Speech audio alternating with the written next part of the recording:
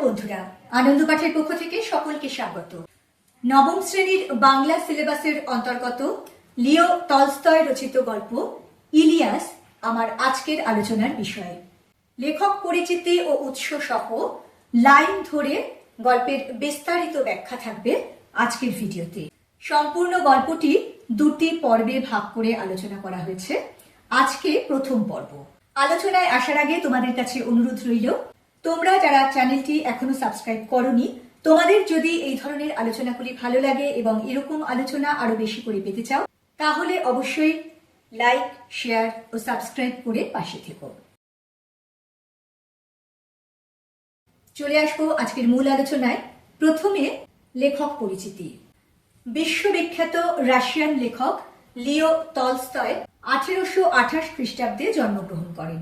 তিনি রুশ, জার্মান, ফরাসি, গ্রিক, আরবি, লাতিন, ইংরেজি প্রভৃতি বহু ভাষায় পারদর্শী ছিলেন। এমনকি চিত্রকলা ও সঙ্গীত শিল্পেও তার অনায়াস বিচরণ ছিল। টলস্টয় তার বাস্তব জীবনের অভিজ্ঞতাকেই তার লেখনীর মাধ্যমে ফুটিয়ে তুলেছিলেন। জীবনের প্রকৃত অর্থ কি, এই জিজ্ঞাসায় তার প্রায় সব ছোট গল্পের মতো এই গল্পেরও অন্তর্নিহিত লক্ষ্য। সহজ সরল ভাষা ও ভঙ্গিমা এবং গভীরতার জন্য তার ছোট গল্পগুলি আজও দেশ বিদেশে সমান জনপ্রিয়। লিও টলস্টয় উপন্যাস, ছোট গল্প, নাটক, প্রবন্ধ অর্থাৎ গদ্য সাহিত্যের প্রায় সব শাখাতেই তার প্রতিভার স্বাক্ষর রেখেছিলেন। সমাজ দরদী এই সাহিত্যিক রাশিয়ার জার সরকারের স্বৈরাচারিক শাসনতন্ত্রের বিরুদ্ধেও সোচ্চার হয়েছিলেন। 1910 খ্রিস্টাব্দে এই বিশ্ববিখ্যাত রাশিয়ান সাহিত্যিকের জীবনাবসান ঘটে। এবারে আসবো এই গল্পটির উৎস প্রসঙ্গে।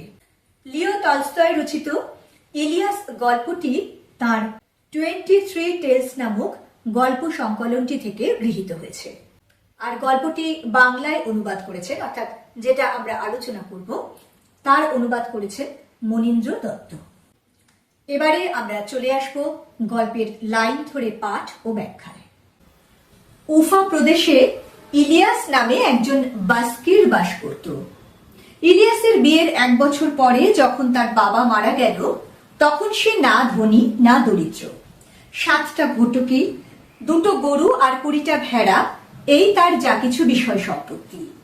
কিন্তু ইলিয়াসের সুব্যবস্থায় তার সম্পত্তি কিছু কিছু করে বাড়তে লাগলো।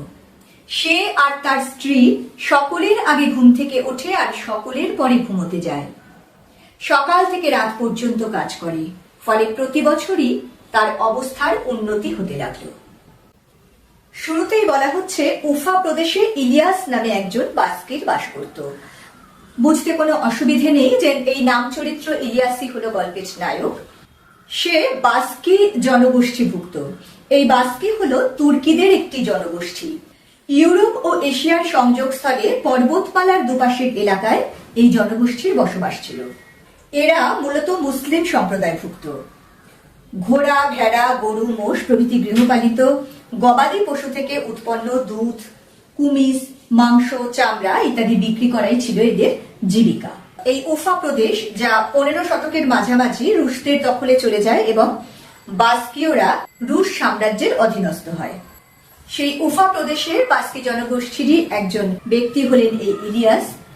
ইলিয়াসের বিয়ের 1 বছর পরে যখন তার বাবা মারা যান, তখন সে না ধনী না দরিদ্র, অর্থাৎ গরিবও নয় আবার বড়লোকও নয়।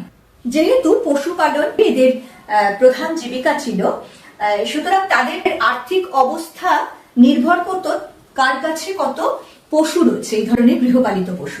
ইলিয়াসের বিষয় সম্পত্তির মধ্যেও দেখো রয়েছে 2টো গরু, 20টা ভেড়া, 7টা ভোটকি অর্থাৎ মেয়ে ঘোড়া। এই ছিল তার বিষয় সম্পত্তি, না অনেক বেশি না কম। কিন্তু কিছুদিনের মধ্যে দেখা যায় ইলিয়াসের সুব্যবস্থায় তার সম্পত্তি কিছু কিছু করে বাড়তে লাগলো। কারণ ইলিয়াস ছিল খুব উদ্যমী পুরুষ, সে প্রচন্ড পরিশ্রম করতে পারত। সে ও তার স্ত্রী সকলের আগে ঘুম থেকে উঠত, সকলের পরে ঘুমোতে যেত। সারাটা দিন ধরে তারা স্বামী স্ত্রী মিলে কাজ করত। এই প্রচন্ড পরিশ্রম এবং বুদ্ধি দিয়ে ইলিয়াস তার আর্থিক অবস্থার যথেষ্ট উন্নতি করে ফেলে। এইভাবে ৩৫ বছর পরিশ্রম করে সে প্রচুর সম্পত্তি করে ফেলল। তখন তার ২০০ ঘোড়া, ১৫০ গরু মোষ আর ১২০০ ভেড়া। ভাড়াটে মজুররা তার গরু ঘোড়ার দেখাশোনা করে। ভাড়াটে মজুরনীরা দুধ দই, কুমিস, মাখন আর পনির তৈরি করে। মোট কথা, ইলিয়াসের তখন খুব বলবোলাও। আশেপাশের সকলেই তাকে ঈর্ষা করে, বলে ইলিয়াস তো ভাগ্যবান পুরুষ, কোনো কিছুরই অভাব নেই, ওর তো মরবারই দরকার নেই।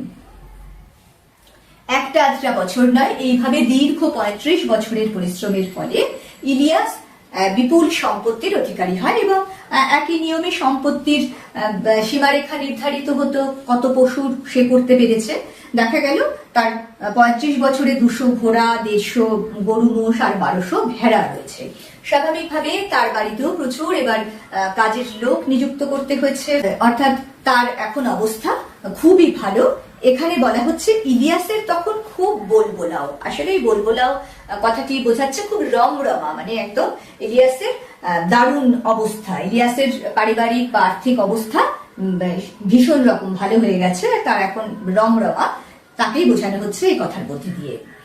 আর স্বাভাবিকভাবে যেটা হয়, আমরা দেখে থাকি, কেউ যদি জীবনে খুব বেশি উন্নতি করে ফেলে, তখন যারা ততটা উন্নতি করতে পারেনি সেই সব পড়শিরা বা চেনা জানা লোকেরা ঈর্ষা করতে শুরু করে, ঈর্ষা বা হিংসে করতে শুরু করে এবং তারা বলতে থাকে ইলিয়াস ভাগ্যবান পুরুষ, কোনো কিছুর অভাব নেই।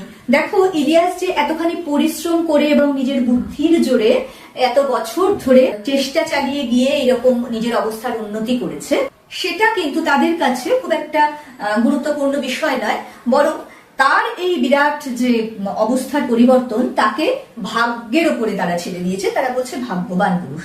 আসলে বেশিরভাগ ক্ষেত্রে এটা চিরকালীন সত্য, সে যুগে এবং এ যুগেও, যে যারা সেই পরিশ্রম, সেই বুদ্ধির জোর এগুলো দেখাতে পারে না, তারা অন্যের উন্নতির পেছনে এগুলোকে স্বীকার না করে ভাগ্য বলে তার কৃতিত্বকে খানিকটা খাটো করতে চায়, যা এখানেও হয়েছে। ক্রমে ভালো ভালো লোকের সঙ্গে তার পরিচয় হতে লাগলো। দূর দূরান্তর থেকে অতিথিরা তার সঙ্গে দেখা করতে আসে। সকলকে স্বাগত জানিয়ে সে তাদের ভোজ্য পানীয় দিয়ে সেবা করে। যে যখনই আসুক, কুমিস, চা, শরবত আর মাংস সব সময়ই হাজির। অতিথি এলেই একটা বা দুটো ভেড়া মারা হয়, সংখ্যায় বেশি হলে ঘটকিও মারা হয়। দেখা গেল ইলিয়াসের এরকম অবস্থার পরিবর্তনের সঙ্গে সঙ্গে প্রচুর লোক তার সঙ্গে দেখা করতে আসে। আর ইলিয়াস এবং তার স্ত্রীও অত্যন্ত অতিথি বৎসল, তারা খুব সমারোহ করে সেই অতিথিদের আপ্যায়ন করে। এবারে আমরা জানবো ইলিয়াসের পারিবারিক পরিচয়। ইলিয়াসের 2 ছেলে 1 মেয়ে, সকলেরই বিয়ে হয়ে গেছে। ইলিয়াস যখন গরিব ছিল, ছেলেরা তার সঙ্গে কাজ করত, গরু ভেড়া চড়াতো। কিন্তু বড়লোক হওয়ার পরে তারা আয়েশি হয়ে উঠল। বড়টি এক মারামারিতে পড়ে মারা গেল। ছোটটি এমন এক ঝগড়াটে বউ বিয়ে করলো যে তারা বাপের আদেশে অমান্য করতে শুরু করলো। ফলে ইলিয়াসের বাড়ি থেকে তাদের তাড়িয়ে দেওয়া হলো। ইলিয়াস তাকে একটা বাড়ি দিল, কিছু গরু ঘোড়াও দিল। ফলে ইলিয়াসের সম্পত্তিতে টান পড়ল। তারপরেই ইলিয়াসের ভেড়ার পালে মরক লেগে অনেকগুলো মরে গেল। তার পরের বছর দেখা দিল দুর্ভিক্ষ, খড় পাওয়া গেল না একেবারে। ফলে সে বছর শীতকালে অনেক গরু মোষ না খেয়ে মরল। তারপর কিরবিজরা তার সবচাইতে ভালো ঘোড়াগুলো চুরি করে নিয়ে গেল। ইলিয়াসের অবস্থা খারাপ হয়ে পড়ল। যত তার অবস্থা পড়তে লাগলো, ততই তার শরীরের জোরও পড়তে লাগলো। ইলিয়াসের পরিবারে ছিল তার 2 ছেলে 1 মেয়ে, প্রত্যেকের বিয়ে হয়ে গিয়েছিল। কিন্তু মজার কথা হলো যে ইলিয়াস যখন গরিব ছিল, তখন তার ছেলেরা তার সঙ্গে খাটাখাটনি করতো, গরু ভেড়া চড়াতো। কিন্তু যে বড়লোক হয়ে গেল, যা হয় দেখা গেল যে বড়লোকি ঠাটবাটের ফলে তারা আয়েশি হয়ে গেল, তারা আর নিজেরা কাজ করলো না, কারণ তখন ইলিয়াসকে অনেক লোকজন রাখতে হলো কাজ করার জন্য। এরকম করে ছেলেগুলির কিন্তু চরিত্র নষ্ট হয়ে গেল। বড় ছেলেটি মারামারি করে মারাই পড়লো এবং ছোট ছেলেটি খুব ঝগড়াটে এক বউকে বিয়ে করলো। তারা বাপের আদেশ অমান্য করলো এবং ইলিয়াস তাকে বাড়ি থেকে তাড়িয়ে দিল। কিন্তু নিজের ছেলে তাকে বাড়ি থেকে তাড়িয়ে দিলেও তো তার একটা ব্যবস্থা করতে হবে, তাই ইলিয়াস তাকে একটা বাড়ি দেয় এবং কিছু গরু ঘোড়াও দেয়। আর তখনকার সম্পত্তিতে এইসব পশুদের উপরেই নিরূপণ করা হতো, ফলে বেশ কিছু গরু ঘোড়া দেওয়ার ফলে ইলিয়াসের সম্পদ কমে গেল। এবং এরপরেই ইলিয়াসের ভাগ্য বিপর্যয় শুরু হলো। যেমন এতদিন সে ভাগ্যের সহায়তা পেয়েছে, তার ফলেই সে বুদ্ধি ও পরিশ্রমের জোরে নিজের অবস্থার এতখানি উন্নতি করতে পেরেছিল। শেষ বয়সে এসে দেখা গেল তার ভাগ্য বিপর্যস্ত হয়ে পড়লো। ভেড়ার পালে মরক লেগে অনেকগুলি ভেড়া মরে গেল। আর তার পরের বছর দেখা দিল দুর্ভিক্ষ, ফলে তার গরু মোষদের খাওয়ার জন্য খড় পাওয়া গেল না, তারা না খেতে পেয়ে মারা গেল। আর শেষ আঘাতটা এলো কিরবিজ দস্যু। কিরবিজরা ছিল সে অঞ্চলের এক জাতির দস্যু। তারা ইলিয়াসের সবচাইতে ভালো ঘোড়াগুলোকে চুরি করে নিয়ে গেল। ফলে ইলিয়াসের সম্পত্তি তলানিতে এসে ঠেকলো, তার অবস্থা পড়তে লাগলো এবং অবস্থা পড়ার সঙ্গে সঙ্গে তার শরীরের জোর কমতে লাগলো। খুবই স্বাভাবিক, একদিকে তো তাদের বয়স হয়েছে ইলিয়াস ও তার স্ত্রী, স্বাভাবিকভাবেই শরীরের জোর কমবে বয়সের ভারে, কিন্তু তার চেয়েও বেশি তার ভাগ্য বিপর্যয় যে ঘটলো, তার ছেলেদের কাছ থেকে সে আঘাত পেল এবং এই যে তার সম্পত্তি নষ্ট হয়ে গেল, তার গরু ঘোড়া সব চলে গেল, এর ফলে মনের দিক থেকেও তারা নিশ্চয়ই ভেঙে পড়েছিল। ফলে তাদের শরীর একেবারেই কমজোরি হয়ে গেল। এমনি করে 70 বছর বয়সে ইলিয়াস বাধ্য হয়ে তার পশমের কোট, কম্বল, ঘোড়ার জিন, তাঁবু এবং সবশেষে গৃহপালিত পশুগুলিকে বিক্রি করে দিয়ে দুর্দশার একেবারে চরমে নেমে গেল। আসল অবস্থা বুঝে উঠবার আগেই সে একেবারে সর্বহারা হয়ে পড়ল। ফলে বৃদ্ধ বয়সে স্বামী স্ত্রীকে অজানা লোকের বাড়িতে বাস করে তাদের কাজ করে খেতে হতো। সম্বলের মধ্যে রইল শুধু কাঁধে একটা বোঁচকা, তাতে ছিল একটা লোমের তৈরি কোট, টুপি, জুতো আর বুট।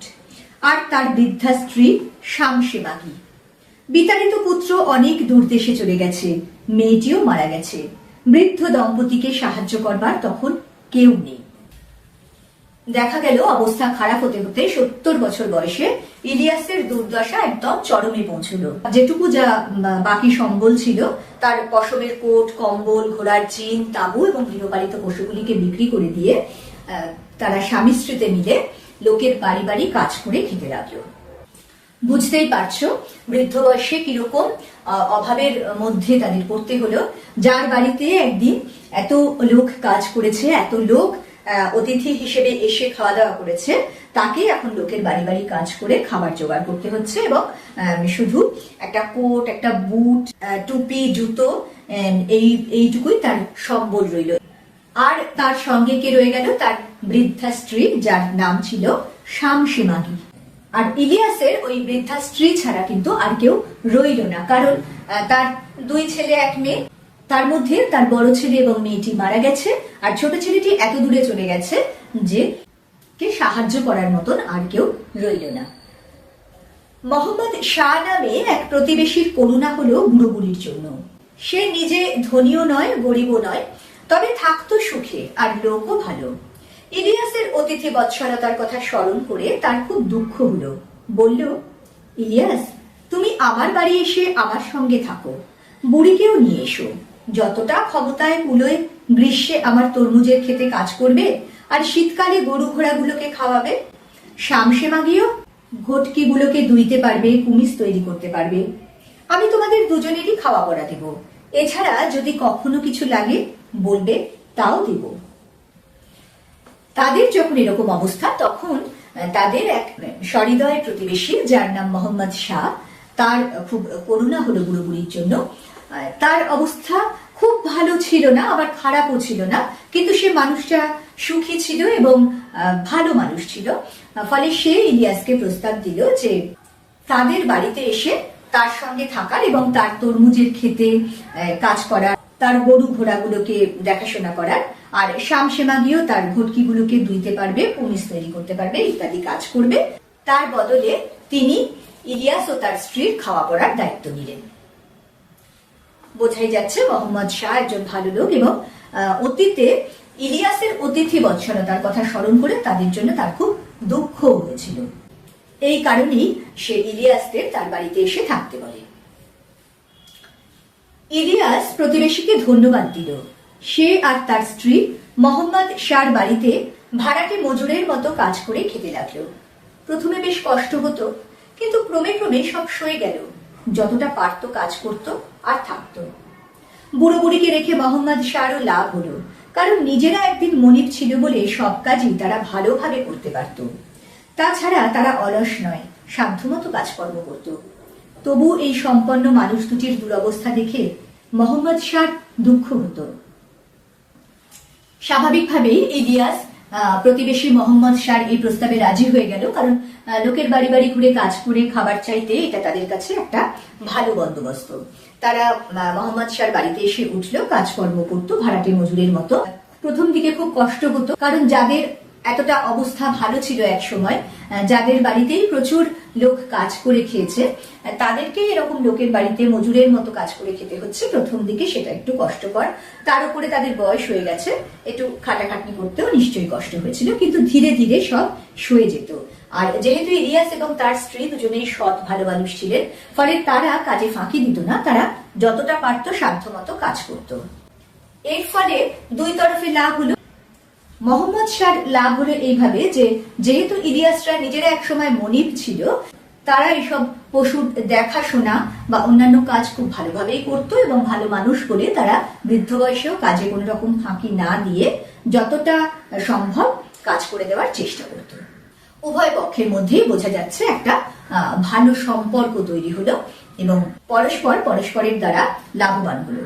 কিন্তু তবুও সে নিজের চোখে যাদের এত রমরমা অবস্থা দেখেছিল, যাদের বাড়িতে অতিথি সমাগম লেগেই থাকতো এবং তাদের ভীষণ ভালোভাবে আপ্যায়ন করা হতো, যাদের বাড়িতেই প্রচুর লোকজন খাটাখাটনি করতো, তাদেরকে আজ এমন দুরবস্থার মধ্যে দেখে মোহাম্মদ শাহ দুঃখিত হল।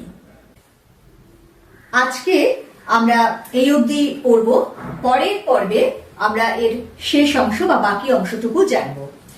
আর শেষ করার আগে আজকে যে অংশটুকু পড়লাম তার মধ্যে থেকে কি ধরনের প্রশ্ন আসতে পারে সেটা একটু তোমাদের ধারণা দিয়ে দেব। তোমরা চেষ্টা করো নিজেরা লেখার, পরবর্তীকালে আমি অবশ্যই প্রশ্নোত্তর তৈরি করে দেব।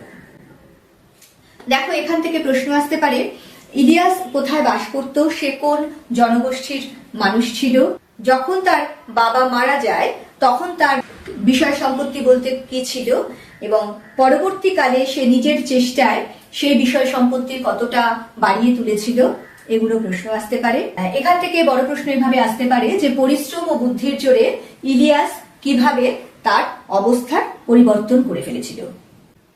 তারপরে আর প্রশ্ন আসতে পারে, কেন ইলিয়াসের প্রতি তার প্রতিবেশীরা ঈর্ষান্বিত ছিল। এর পরের অংশটুকু থেকে প্রশ্ন আসতে পারে যে, ইলিয়াসের বাড়িতে অতিথি সমাগম যখন হতো, ইলিয়াস ও তার স্ত্রী কিভাবে বাড়িতে অতিথি আপ্যায়ন করতো তার বিবরণ দাও। এরপরে ইলিয়াসের পারিবারিক অবস্থা নিয়ে প্রশ্ন আসতে পারে, তার পরিবারে কে কে ছিল, তার কটি ছেলে মেয়ে, এবং তারপরের অংশে যেটা খুব গুরুত্বপূর্ণ প্রশ্ন হিসেবে আসতে পারে যে, কিভাবে ইলিয়াসের অবস্থার অবনতি হলো এবং তার পরিণতি কি হলো। তারপরে দেখো, প্রশ্ন আসতে পারে শেষ পর্যন্ত ইলিয়াসের সম্বল বলতে কি ছিল, তারপরে ইলিয়াসের স্ত্রীর নাম কি, সবকিছু হারিয়ে ইলিয়াস ও তার স্ত্রী কিভাবে দিন কাটতো। তারপরে খুব গুরুত্বপূর্ণ প্রশ্ন, কার বাড়িতে ইলিয়াসরা শেষ পর্যন্ত আশ্রয় পেয়েছিল, তিনি কেমন মানুষ ছিলেন। এখান থেকে আরো দু একটা ছোট প্রশ্ন, যেমন ইলিয়াস প্রতিবেশী মোহাম্মদ শাহের বাড়িতে কি কাজ করত, মোহাম্মদ শাহের অবস্থা কিরকম ছিল। আর এই অংশটুকু থেকে সবচেয়ে গুরুত্বপূর্ণ যে প্রশ্নটি আসতে পারে সেটা হলো যে, মোহাম্মদ শাহ কেন ইলিয়াস ও তার স্ত্রীকে নিজের বাড়িতে ডেকে নিয়ে গিয়ে কাজ দিয়েছিলেন। পরের দিন আমরা গল্পের বাকি অংশ বা শেষাংশ নিয়ে ফিরে আসব। বন্ধুরা, পরের দিন এই গল্পটির বাকি অংশ অর্থাৎ শেষের অংশটুকু নিয়ে ফিরে আসব খুব তাড়াতাড়ি। সঙ্গে সঙ্গে নোটিফিকেশন পেতে চাইলে সাবস্ক্রাইব করে বেল বাটনটি অন করতে ভুলো না। আজকের মতো টাটা।